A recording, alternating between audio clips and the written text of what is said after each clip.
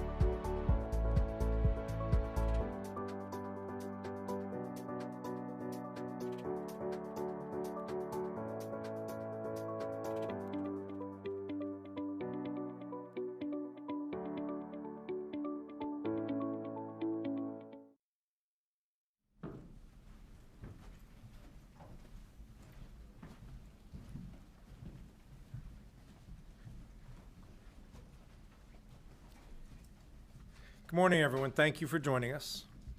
We are expecting winter weather to return to North Carolina this weekend. It will impact the majority of the state. In some parts of North Carolina, kids might experience their first real snow, and I can remember when my kids would look forward to the snow days. They'd watch TV and wait to see Wake County schools scroll at the bottom of the screen, and then we would go sledding over at Dorothea Dix Park. And I hope that some parents who are watching this can make special memories of their own with their kids. But winter storms are not just fun and games. For much of the state, folks will see ice instead of snow. And whether you find yourself facing ice or snow, we've all got to be prepared for whatever impacts may come. Yesterday, I declared a state of emergency across North Carolina to get ready for the storm. We've activated the State Emergency Response Team, which is a cross-agency group that includes the Department of Transportation, the Department of Public Safety, the North Carolina National Guard, the State Highway Patrol, and our state's utilities. Soon you're going to hear from North Carolina Emergency Management Director Will Ray about the winter storm and our emergency response operations, and then from Secretary Daniel Johnson about NCDOT's work to keep our roads as safe as possible. As Director Ray will outline, this winter storm will likely impact the majority of the state. At this time, our greatest concerns are potential power outages and road safety over the coming days. Ice accumulation may lead to power outages, and we recommend everyone keep their devices charged, have a flashlight and battery-operated radio on hand, and think about what you may need to stay warm and fed if you lose power. Precipitation and freezing temperatures may also make a mess of our roads, even with the 300,000 gallons of brine that NCDOT has already put down. Thawing and refreezing leads to black ice, so everyone needs to be careful on the roads for not only during the storm, but for a few days after the storm hits. Please avoid driving unless it is necessary to travel. This will keep you safe and the roads clear for first responders and anyone else who must be on the road. Some communities may open warming stations for those who need a safe refuge from the cold temperatures. You can find information on resources in your community by visiting your local government and emergency management agency's website and social media accounts. This morning, in addition to Director Ray and Secretary of Transportation Johnson, I'm also joined by Secretary of Public Safety Jeff Smythe, Major General Todd Hunt of the North Carolina National Guard, and the Commander of the State Highway Patrol Colonel Freddie Johnson. Jackie Mativier and Mary Lee Bahar are our Spanish language interpreters, and our American Sign Language interpreters are Stephen Holland and Abby Quick.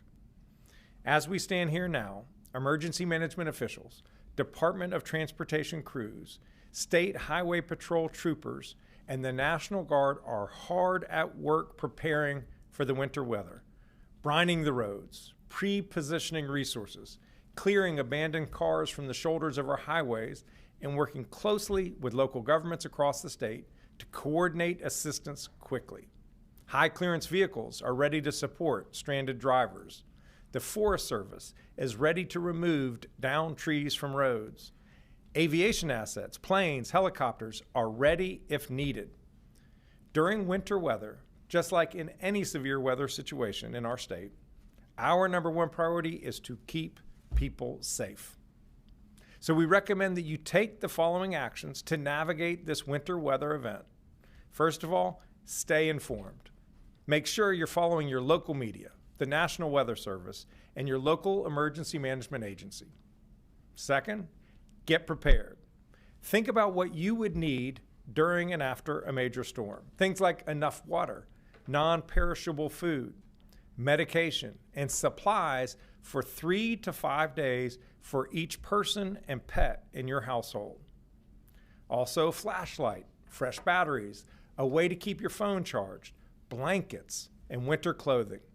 Visit readync.gov for more detailed information about how you can best prepare. Next, make a plan. How will you safely heat your home if the power goes out? How will you cook safely if the power is out? And what will you eat if cooking is not an option? Where will you go if you cannot stay at home? Finally, let me repeat this. Starting Saturday, please do everything you can to stay off the roads. Unless you're a first responder or essential personnel, please don't drive unless you have to drive. Fortunately, we have 2 days to make sure that we have everything we need to ride out this storm. Don't wait until it's too late. And if you're getting ready, don't forget to check on your loved ones and neighbors and anyone who might be especially vulnerable, including the elderly. None of us can control what this storm will ultimately look like, but each of us can get prepared. Be ready to stay home for a few days, potentially without power, and know that we are taking this storm seriously and we will do everything we can to keep you safe. Thank you. I'll now invite forward and turn it over to Director Ray. Thank you, Governor, and good morning, everyone. I want to begin this morning with the forecast as we have it currently, and then provide an overview of our operational posture. As the Governor said, while there are still 2 days before this winter storm impacts North Carolina, confidence in the forecast continues to increase that this will be a significant event covering most of the state. Winter storm watches have been issued for most of the state, with impacts from this storm expected to last into early next week. The most impactful precipitation remains over the weekend, where a wintry mix is forecast across much of the state. Light precipitation is forecast to begin early on Saturday, spreading from west to east. The primary precipitation types include some snow, sleet, and accumulating freezing rain, with the best chances of any accumulating snow being in our northern counties. Our partners at the Weather Prediction Center have placed a probability of 60 to 90% for much of the state to experience moderate impacts. These impacts include hazardous driving conditions, especially on bridges and overpasses, damage to tree limbs from ice accumulation, and power outages that have the potential to be long-lasting. Portions of the state may experience major impacts, especially in the southwestern North Carolina, which can include considerable disruptions to daily life, with dangerous and often impassable driving conditions, as well as widespread power outages and damage to trees. As a reminder, ice accumulations of around a ½ inch of ice or more can cause an increase in downed trees or impact power lines and lead to an increase in power outages, as well as to hazardous travel conditions. Bitterly cold temperatures will move into much of the state Saturday and will last into Tuesday at this time.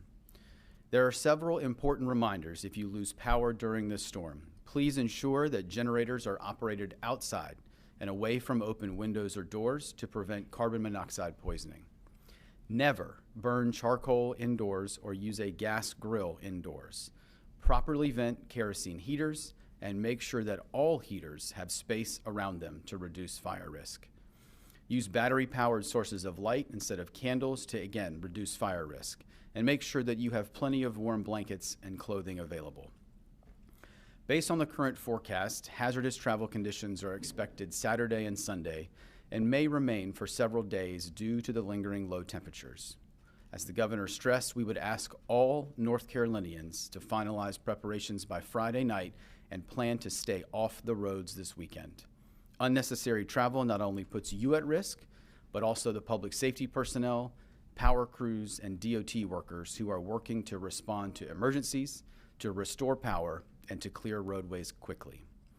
If you must drive in winter conditions, our partners with the State Highway Patrol advise reducing speed significantly, increasing the following distance between you and other vehicles, and clearing all snow and ice from your vehicle before traveling. Given the forecast, let's make their work easier by staying off the roads unless absolutely necessary. The State Emergency Response Team has been activated here at the State Emergency Operations Center as well as at our regional coordination centers in Kinston, Burlington, and Hickory. Key partners such as the Department of Transportation, the North Carolina National Guard, and the State Highway Patrol, as well as the Department of Health and Human Services, are working to address any resources or support that is requested by our local communities. We've also activated our warehouses in Burlington and in Baden and Stanley County. As of this morning, the State Emergency Response Team has provided water, meals, medical supplies, and heating equipment to local communities or partners who have requested that support. We're mobilizing elements of the North Carolina National Guard over the course of today and tomorrow to be able to assist with stranded motorists, assisting first responders with their emergency response, roadway clearance, and commodity distribution. Additionally, we are placing aviation assets from the North Carolina National Guard and the State Highway Patrol on standby for any rescue or movement of critical resources and personnel into impacted communities as this storm moves out of the state later this weekend and as conditions allow. Hotspot crews are being deployed along our major roadways, primarily in western North Carolina, along I-40 in Clyde, I-40 at Old Fort in McDowell County, on the Saluda Grade in Polk County, along I-77 and US 321 at Turner Grade in Surrey County. As a reminder, these are combination teams of the NCDOT and North Carolina National Guard to ensure safe movement and address stranded vehicles from along our major roadways. These teams will be moved around those impacted areas as needed. The North Carolina Forest Service from the Department of Agriculture will be activating personnel and equipment to assist communities with tree removal from roadways as necessary to ensure both public safety access and general support to those communities. Strategic communications personnel and equipment are being positioned to assist with ensuring communication pathways are sustained and quickly restored if impacted. Our partners at the North Carolina Office of Emergency Medical Services are monitoring the needs of our healthcare community across the state, particularly our licensed care facilities and hospitals, to quickly address any needs impacting patients. We will continue to work with the entire State Emergency Response Team, our local and state governments, the private sector, and our nonprofit and volunteer partners as the forecast continues to evolve to ensure we can support the 11 million North Carolinians. As we go into the weekend, it is imperative that, again, all North Carolinians are prepared with a personal preparedness kit of food, water, flashlights, batteries, and a plan to stay warm if you lose power. For preparedness information and checklists, as the governor said, please visit readync.gov. Finally, please check on your friends, your family members, and your neighbors, or those in your community who may need additional support this weekend. We are stronger and more resilient together. Thank you, Governor. Thank you, Governor and Director Ray. North Carolina Department of Transportation has been preparing for this storm all week. Our crews and contractors have been busy over the past several days, pre-treating roads, preparing their equipment, and rebolstering our supplies of salt. As noted before, the latest forecasts show a widespread event that's likely to spread ice throughout the state of North Carolina, and an event that has the potential to impact all roads in North Carolina. Some locations could see winter weather like they haven't seen in years. For these reasons, this storm has our full attention. We have more than 2,100 specially trained employees available to respond to the storm. More than 1,100 of those employees have already been hard at work pre-treating the roads. They've pre-treated thousands of miles of roads with over 300,000 gallons of brine. We also have 1,250 dump trucks that can be fitted to clear snow and ice. We've got 913 contract trucks that are prepared and 217 motor graders on standby. We are staging some of that equipment in areas that are known trouble spots during the winter storm. And we have more than 150,000 tons of salt to treat roads and are actively securing additional salt to replenish supplies throughout the storm.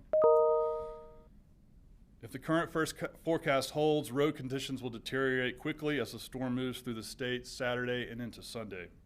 Our crews are prepared to work around the clock in shifts to plow and treat snow and ice until the state-maintained roads are cleared. This includes our teams that will work to remove fallen trees and debris from roadways and work with our utility partners in instances that involve downed power lines. Their efforts will be invaluable in restoring connectivity if ice is a major component of this storm, which is expected at this time. As always, our first priorities are the major interstates, followed by 4-lane highways, state and U.S. routes, and then secondary roads.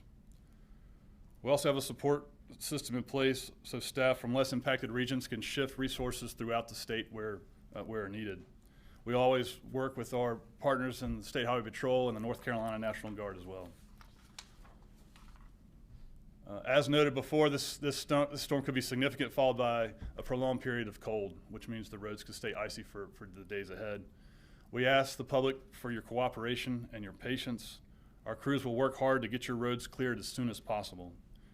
We urge people to get prepared now for what's shaping up to be a very cold period in store for our state.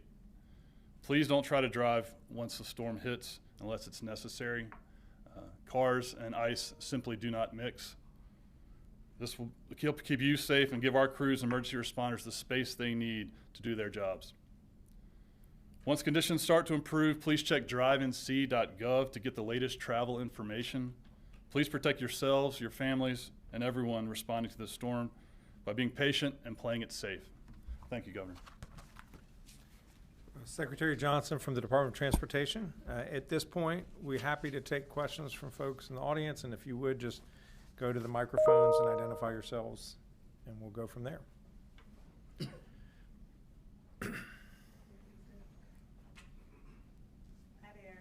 Are there any parts of the state that you're monitoring closely as this storm has the potential to come with some pretty serious impacts?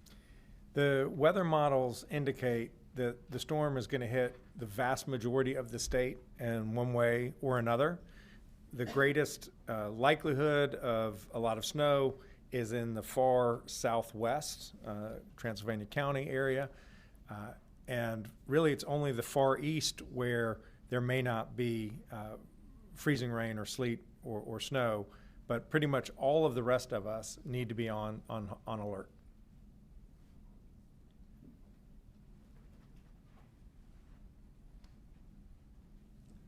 Hi, Caroline Yaffa with WRAL News.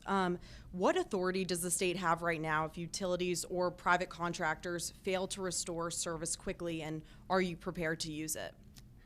I am very confident in the leading utility, Duke Energy, as well as all the electric co-ops and electricities, that they are taking this storm very seriously, and they are bringing in assets from other states that are not as threatened as North Carolina is.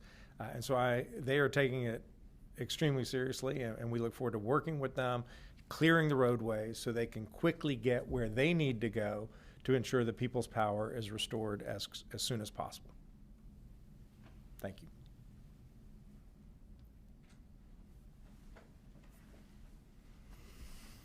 Hey, Adam Ladd from WNC. What are the latest projections from Duke Energy as far as the number of people who could lose power in this storm that you've seen? I think at this point, it's just entirely premature for them to be able to know how many people will lose power. It really all depends on how much ice accumulates. The more ice there is, the more trees that will fall. If there's incredible amounts of ice, it can actually impact the lines themselves.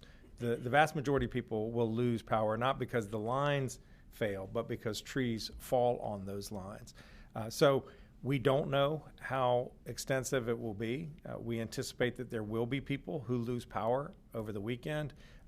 Duke Energy is also anticipating that, and that is why they are bringing in crews from across the country so that they can be prepared to respond as quickly as possible. These temperatures are going to be very low in the days that follow, and we don't want anyone to be without power for any minute longer than is absolutely necessary. And I know that Duke Energy feels exactly the same way. And then Director Ray mentioned the communications infrastructure. I'm wondering if you can sort of walk me through maybe what some of the lessons we learned from Helene and the prolonged outages there, or how those are kind of being used now during this event to keep things up. Director Ray? Thanks, sir. Thank you for the question. I think whether it's Helene or some of the events that we've dealt with in the past, I think the continued focus on making sure that state partners, state agencies, response partners, as well as our local communities have multiple layers of redundant communications. And so a number of the response assets that we push out from a variety of the agencies that you see here on the stage now come with some redundant comms equipment that now goes out with them as a result of some of the lessons learned we've had from both Helene as well as some recent events. Those are steps that many of our local governments and major public safety agencies have also taken. We have refined some of the available communications assets that we have here available at a state level.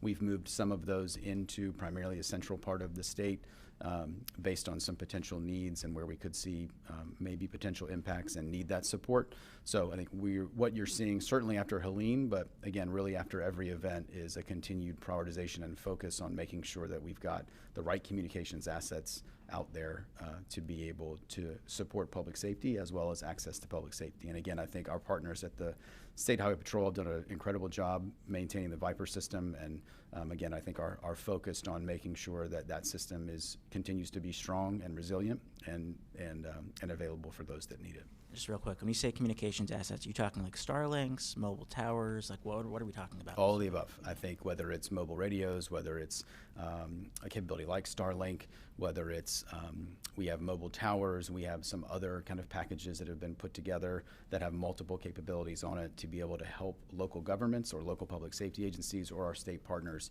be able to access necessary networks.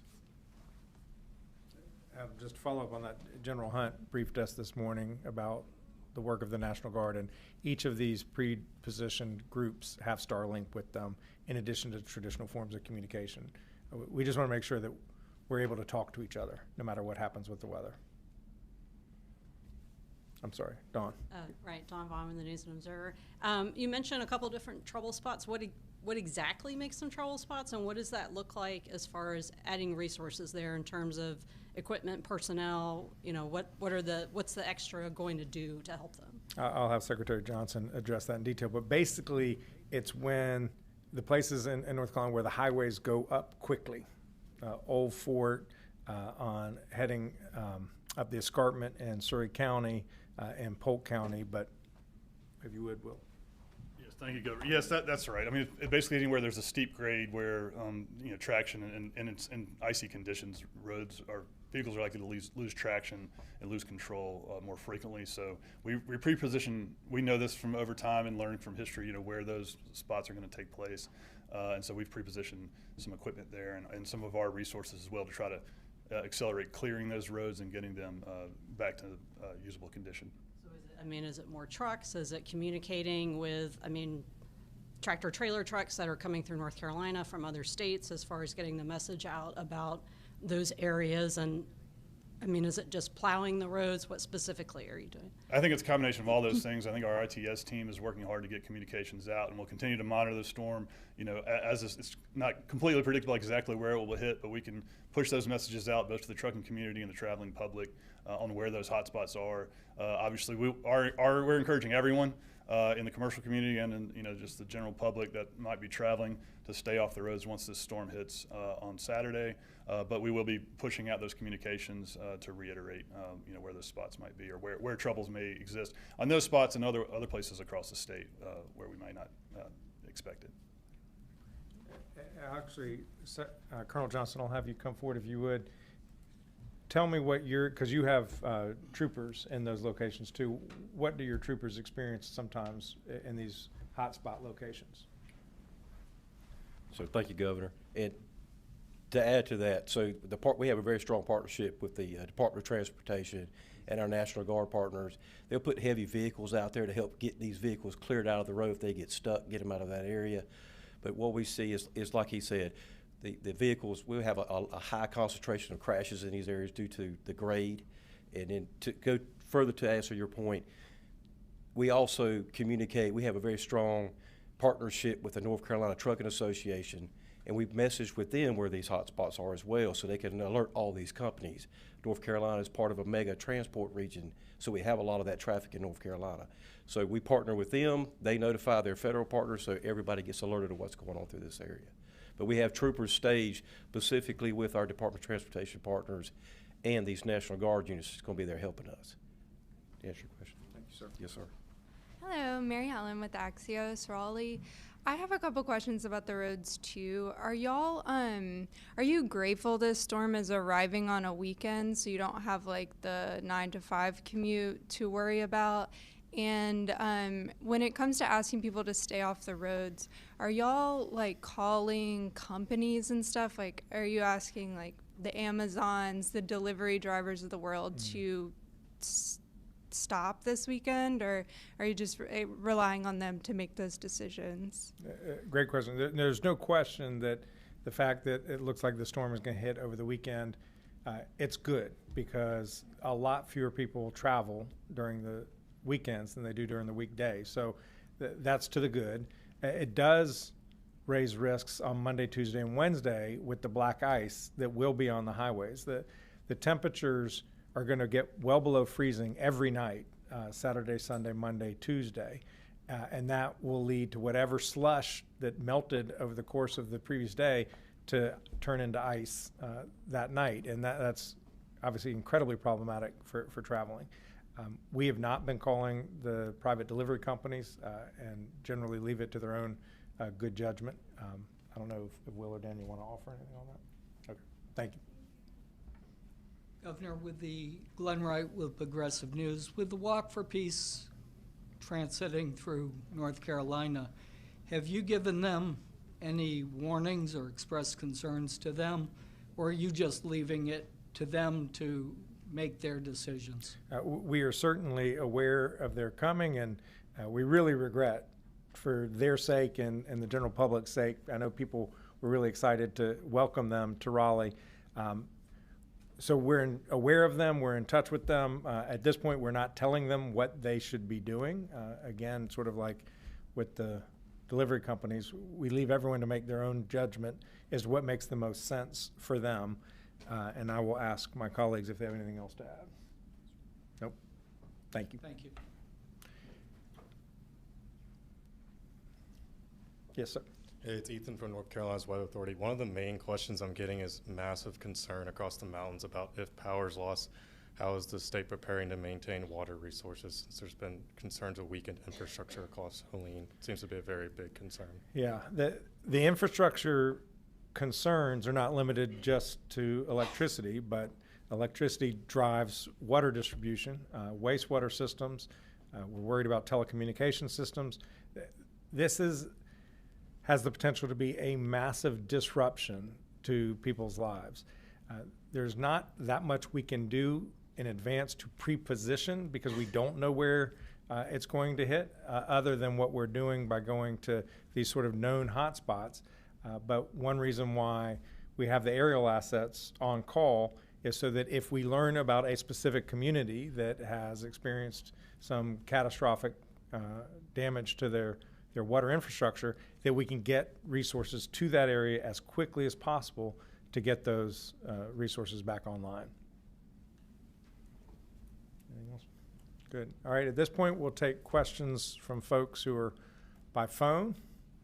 If you could, just identify your interest in making a question, and you will be called upon. And again, it would be helpful if you identified your name and your media outlet. Felicia Gomez.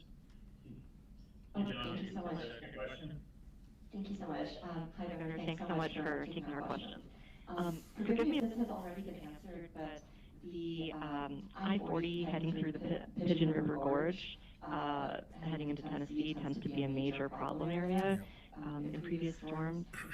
Is there anything in particular that's happening there this time around? Will that road be open over the weekend? And anything else that people should know if they're heading that way? That was a topic. Thank you for your question, Felicia. That was a topic during our morning briefing. Colonel Johnson has been in close communication with the Tennessee Highway Patrol, and it's something we're keeping a close eye on at this point. The highway has not been closed at this moment, but we will keep an eye on it. Next question. All right. Thank you all so much for being here. Thank you.